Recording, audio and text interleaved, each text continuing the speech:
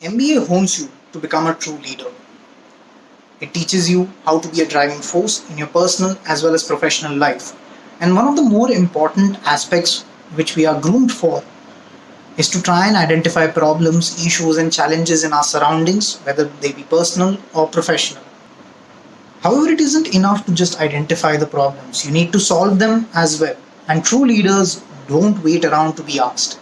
They identify, prioritize, and solve problems. In short, they take the initiative.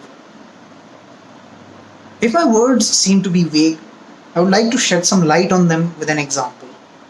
I co founded the Product Management and Technology Club at IIM Calcutta.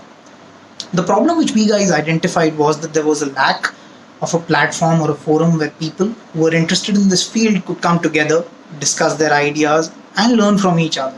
At the same time, there was lack of proper guidance for people who were interested in this field.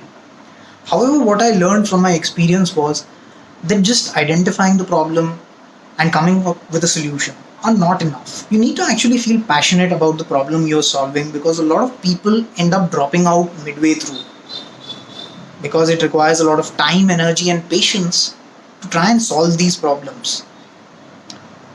And that brings me to the other aspect. Going at it alone might not be the best option. Forming teams, finding people who have the same beliefs and goals as you would be better for the solution as well as for you. Because your solution will end up getting a lot of different perspectives, and thus it will be more honed, more polished, and at the same time you will learn how to be more engaged in teams, how to be a better leader, a better listener, and you will learn through your experience. So how can you be someone who takes the initiative, who doesn't just react but acts? Well, look around and observe potential opportunities. Be curious about the organization that you're working at or you're studying in. Try and see potential pain points, gaps, and problems which are there in the system by understanding the various procedures and finding the problems in them. Once this is done, you have to try and identify the problem which resonates with you, the issue which you feel most passionate about solving. And then you go out, find people with similar beliefs, with similar passions, and then you solve the problem. Of course, the above is easier said than done, and you will face hurdles with respect to your ideas, some pushback as well, and a lot of times there will be obstacles which you hadn't envisioned, and sometimes you feel that you don't have the resources to overcome those obstacles. But the important thing is to persist.